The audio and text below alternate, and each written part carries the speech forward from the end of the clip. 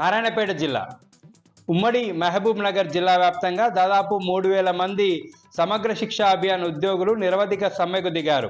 5వ రోజు ఉద్యోగుల సమ్మె కొనసాగుతుంది. నారాయణపేట జిల్లా కేంద్రం మున్సిపల్ పార్క్ వద్ద ఉద్యోగులు వినూత్నంగా నిరసన తెలిపారు. కళ్ళకు గంతులు కట్టుకొని తమ నిరసనను తెలియజేశారు.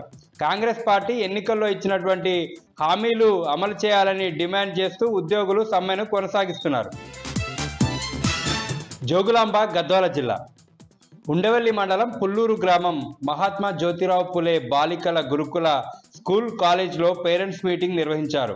ఈ కార్యక్రమానికి అలంపూర్ ఎమ్మెల్యే విజయుడు ముఖ్య అతిథిగా హాజరయ్యారు. తరగతి గదులు, కిచెన్, క్రీడా ప్రాంగణాన్ని ఎమ్మెల్యే విజయుడు పరిశీలించారు.